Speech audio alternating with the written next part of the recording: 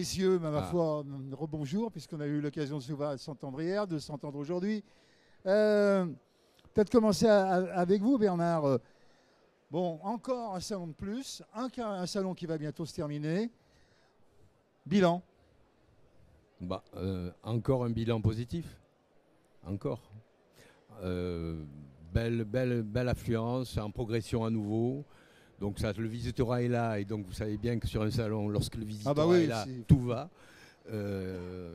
D'autres parlent du bâtiment, mais là c'est pas le bâtiment, c'est tout qui va, quoi.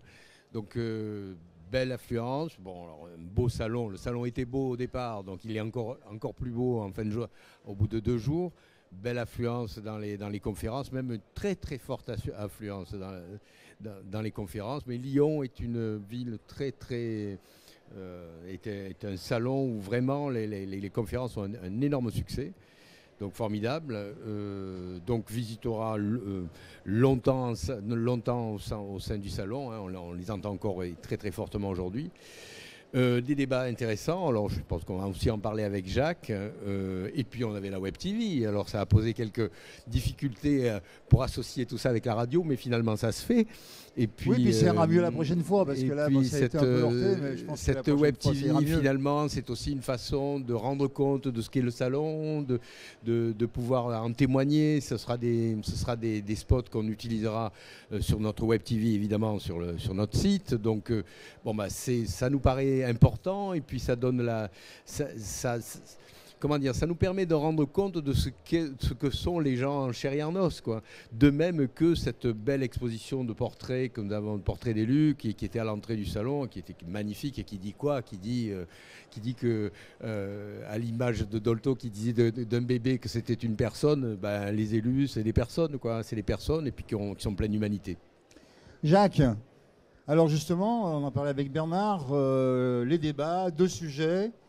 Sympa, hein, avec quand même des arguments développés par les uns et par les autres qui ont fait des fois mouche. 2 sujets qui sont dans l'actualité, puisque le dialogue social, j'allais dire, ne sort pas de l'actualité depuis au moins les lois Fillon en 2003. Dialogue social, j'ai lu ici et là, et j'ai entendu le secrétaire général de la CGT dire que c'est une juxtaposition bizarre de 2 mots. Dialogue social, puisque dialogue,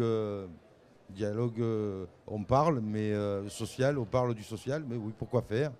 Et donc améliorer le dialogue social, on va améliorer le discours, mais après, pour quel résultat ?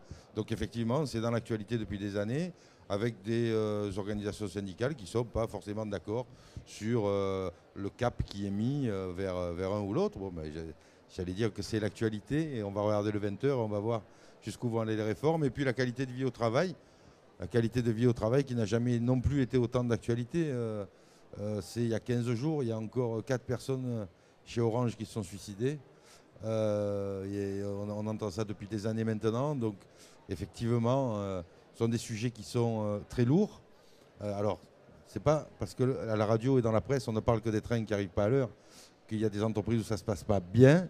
Oui, ça se passe bien, mais il y a aujourd'hui une lourdeur, une pression qui est mise sur les salariés en général, qui fait qu'on a besoin de se pencher sur cette qualité de vie au travail, dans l'entreprise et en dehors du temps de travail. Parce que la qualité de vie au travail, ça va jusqu'au moment où on est rentré chez soi le soir et on a refermé la porte, et ça commence à partir du moment où on a fermé la porte de chez soi pour se rendre par le moyen de transport que l'on souhaite sur son lieu de travail.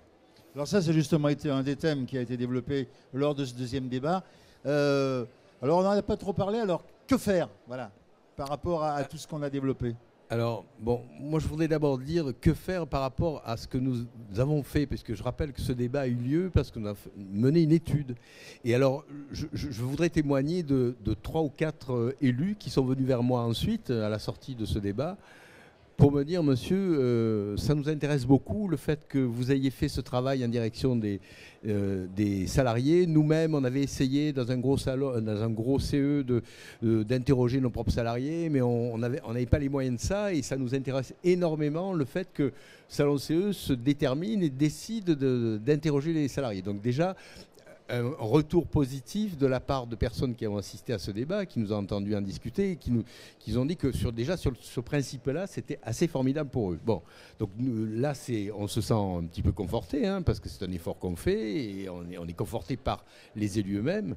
Alors que faire de ce que j'ai entendu moi de ce débat, notamment sur la qualité de vie au travail? Alors je suis moins un débatteur, parce que je ne suis pas moi-même un élu de CE, mais ce que j'ai retenu. Alors Jacques, je pense que je suis assez complémentaire de ce que dit Jacques, c'est-à-dire que ce que j'ai retenu, moi, de l'attente et des besoins de l'attente des salariés, c'est plus d'écoute, plus de dialogue, plus de relations.